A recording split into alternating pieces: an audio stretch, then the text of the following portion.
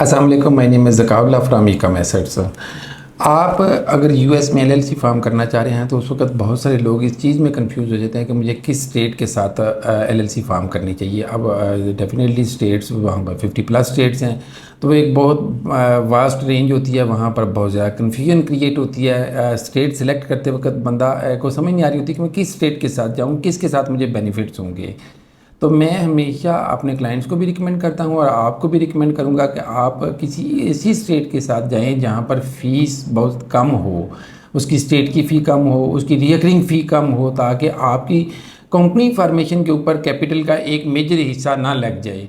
और उसके बाद आपने जब इन्वेंट्री बाय करनी है तो वहाँ पर आपके पास पैसे होने चाहिए, और वो इसी वक्त में होंगे जब आप अपनी कंपनी फार्मेशन पे कम से कम पैसा यूटिलाइज़ करेंगे। तो उसके लिए मैं आपको रिकमेंड करूँगा, जैसे मोंटाना हो गई। मोंटाना की एक तो फ़ी भी स्टेट की कम है और डेफिनेटली वो सस्ती भी है, और उसकी 2024 की जो रिकरिंग फ़ी है वो भी स्टेट ने जो है वो वेव की हुई है। तो आपको 2 साल के लिए उसकी, यानी एक आपका करंट ईयर हो गया, एक आपका 2024 का हो गया, तो इसमें आपको रिकरिंग फ़ी नहीं आनी। और दूसरा ये है कि मोंटाना में सेल टैक्स जो है वो एग्जेम्प्टेड है, आपको सेल टैक्स इशू नहीं करवाना। तो आप बग़ैर रीसेल सर्टिफिकेट लिए, बग़ैर सेल टैक्स लिए, सेल टैक्स अगर आप किसी और स्टेट में जाते हैं तो सेल टैक्स होता है, फिर आपको उस सेल टैक्स की फाइलिंग भी करनी होती है। तो इन सारे झंझट से आप बच जाते हैं इस मोंटाना में। तो मैं अक्सर जो रिकमेंड करता हूँ वो मोंटाना रिकमेंड करता होता हूँ। या फिर इसके बाद एक फ्लोरिडा अच्छी स्टेट है, उसके पोर्टल अच्छे हैं, उसकी अगर आप कोई फाइलिंग करना चाह रहे हैं तो आप ऑनलाइन जाकर उसकी सारी चीज़ें कर सकते हैं, और वो ईज़ी टू फाइलिंग है, उसका पोर्टल बहुत यूज़र फ्रेंडली है। तो वो आप उसमें चले जाएँ, उसकी भी बहुत थोड़ी फ़ी है और वो भी सस्ते में बन जाती है।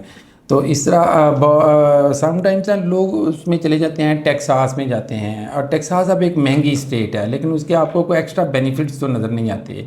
तो आप वो अपनी जो मनी है उसको बचाएं, और बचा के उसके लिए आप उसकी इन्वेंट्री उससे बाय करें, और जो इन्वेंट्री डेफिनेटली लेंगे आप उससे आपको कमा सकेंगे। जो कंपनी फॉर्मेशन पे आपका पैसा जाता है वो तो डेफिनेटली आप उससे तो अर्न नहीं कर पाएंगे ना।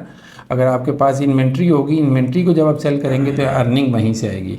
तो अपना मैक्सिमम कैपिटल जो है वो सेव किया करें और कंपनी फॉर्मेशन पे मिनिमम यूज़ किया करें। Thank you very much.